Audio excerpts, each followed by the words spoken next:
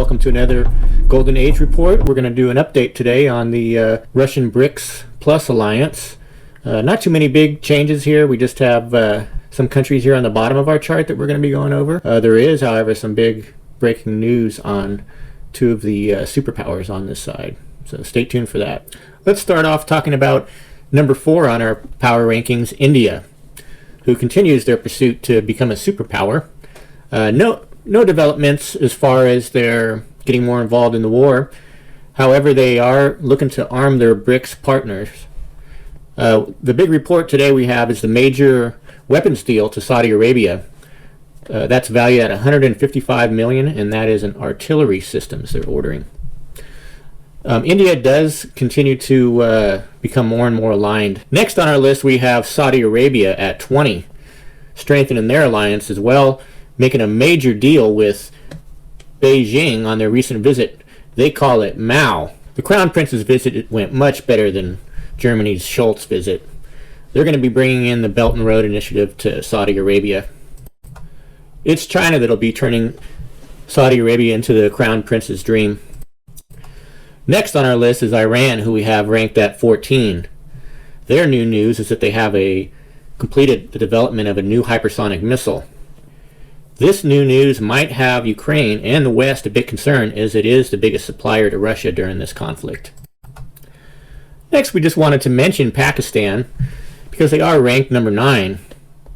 They don't really have a home on either side of the equation, but they did want to join the BRICS, but that effort was blocked by their arch-rival India.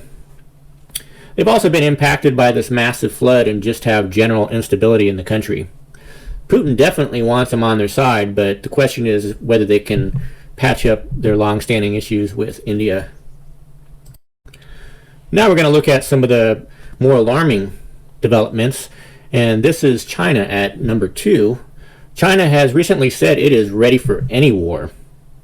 Let's remember that the US and UK have been stoking China recently.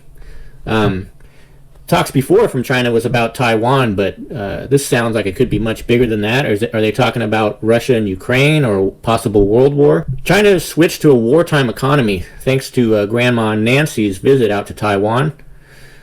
Even before that, China was cranking out planes and especially ships at just an astronomical rate.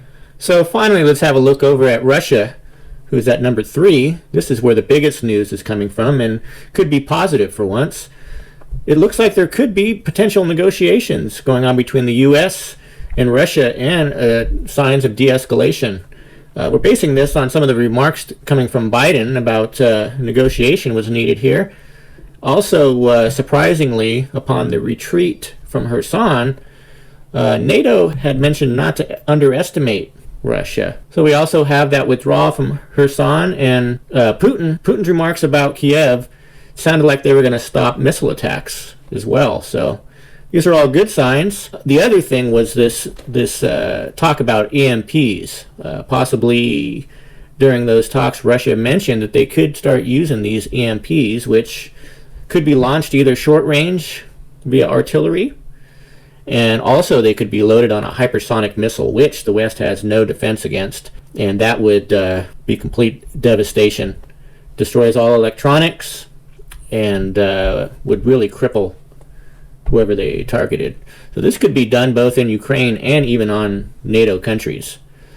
So hopefully this is going to de-escalate from here and be the first signs we see of peace. Thanks for joining us on this episode. And thanks again for watching. Please don't forget to subscribe and pound that like button. There's going to be a lot more coming. We're just getting started.